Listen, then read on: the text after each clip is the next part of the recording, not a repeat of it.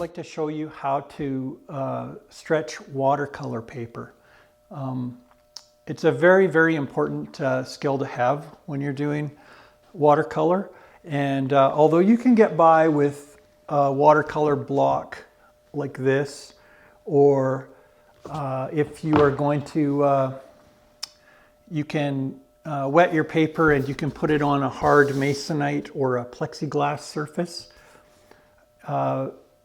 When you start to get into a bigger size of watercolor that you want to work on, you like this size even, I would recommend stretching out your paper on a piece of plywood or board, because what can happen is, even with if you're working on a large surface like this, you will get bubbling and warping, and I like to use a lot of water when I'm using watercolor, and so you want your paper to lay as flat as possible when you're done.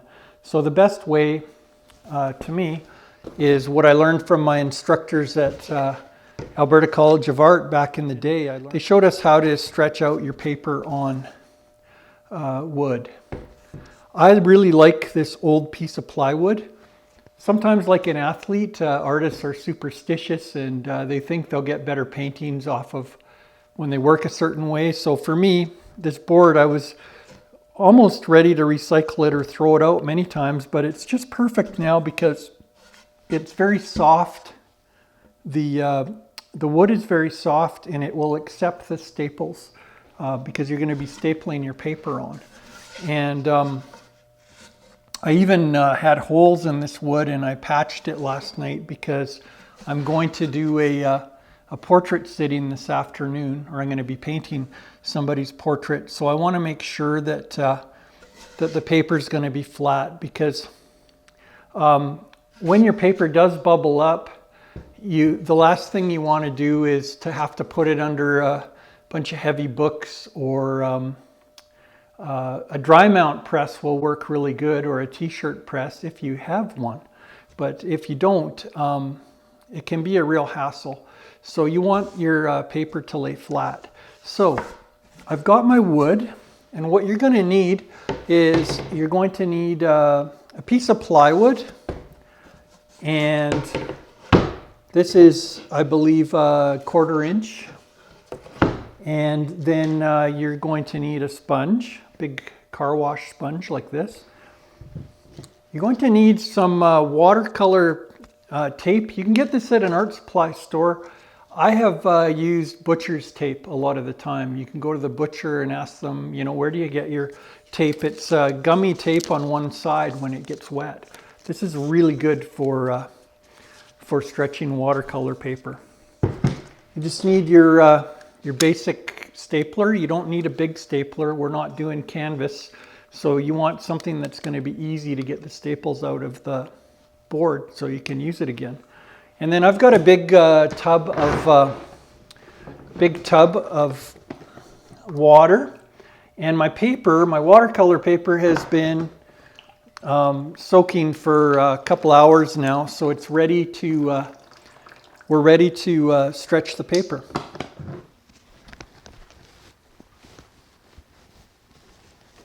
Okay, so this paper is a hot press paper, and it's been sitting in the water for probably a couple of hours. So I've already pre-measured it to make sure that I've got space on my board here for it to be able to be taped down successfully. So I've got that.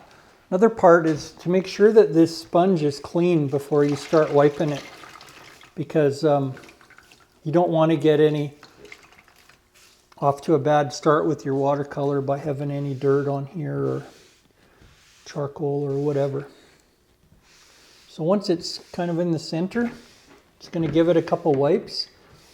And with this tape, I just kind of guess the length. It's always better to have a bit more than too less. And it is gummy on one side. So once that hits the water, that's going to activate the stickiness, just like a envelope. And I'm just going to submerge these in water for probably about, they only need a few seconds, but if it takes a little extra time, no big deal. Okay. All right. Then I'm going to, with my 2 fingers, I'm just going to get rid of that excess moisture. I'm going to put this tape half on and half off the paper so it's got something to grip to. And the butcher tape that I used to get was quite a bit wider than this, and I would recommend that because it's a little bit stronger and it's usually better and cheaper than what you can buy at a art supply store, it seems, but it's hard to get. So if you have a friend that's a butcher, then ask him where or her where they get this watercolor tape.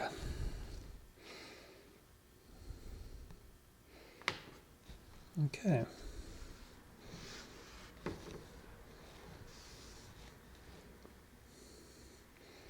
So yeah, I'm hoping this is going to be dry enough to work on because like I say, I've got a portrait to go to this afternoon and I want it to be dry. You can use a blow dryer to speed it up, but it's better if you let things dry naturally. That way you're going to make sure you don't get any bubbling, and that's the whole point of doing this, is so that your paper, when it goes, when you take your drawing or painting out of here, you want it to lay flat. Okay, so I can get rid of some of this excess now. If it doesn't bug you, then don't worry about it.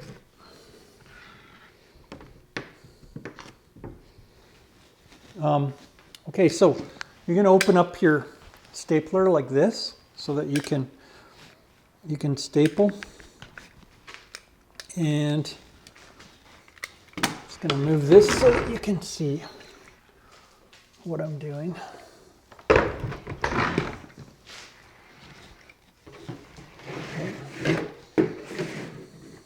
Okay, I'm just going to staple, let's say every 2 inches. If the staples are kind of squished, don't worry about it.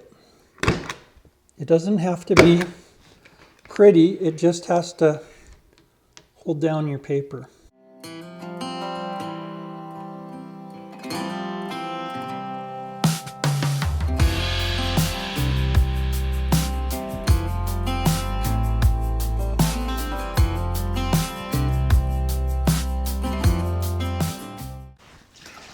Okay, we've got the staples all the way around, and we're just going to give this another wipe, and some of them, they're about 2 inches apart, and then we are going to just let it dry. Okay, the paper's all ready to go. You can do your watercolor on here, and it's not going to bubble up. The board will warp this way, and then the next time that you do a painting, you'll just put it on the other side and then it'll bend the board the other way. Okay, so this is how you stretch a piece of watercolor paper. Okay, so with my lucky piece of plywood and stretched watercolor paper here, I did a commissioned portrait of superintendent. His name's Dale Erickson. He's a superintendent of Calgary Arts Academy. Okay, so now we're going to take this off the board, the watercolor board, and we're going to use a very sharp Olfa cutter, or that's what it's called. And I've got a metal ruler here, and I'm just going to press hard because the painting's ready. I've got a couple of minor touch-ups to make, but it's nothing that's going to warp the paper.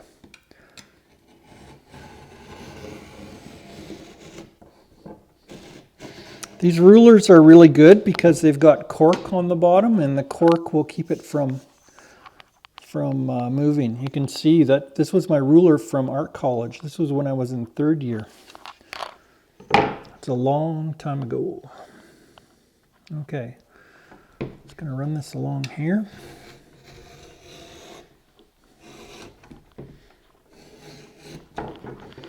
And one more cut.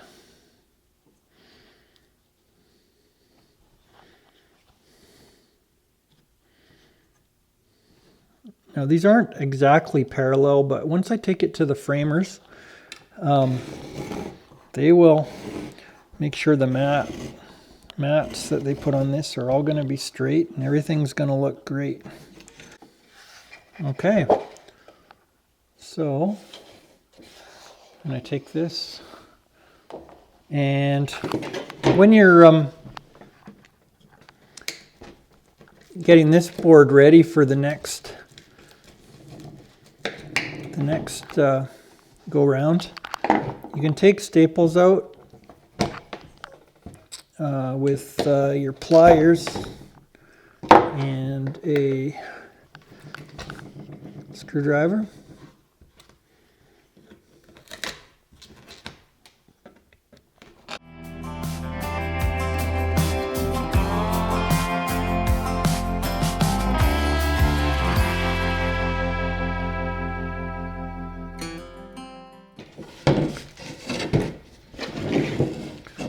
Okay, so that's good enough for next time. And the next time that I stretch watercolor paper, I'll do it on this side because it's going to straighten the board out again. And as you can see, I've got tape from the last painting on here, but that's no big deal. It's all good. This is my lucky plywood, and we'll just keep working with it until the end of time, I guess.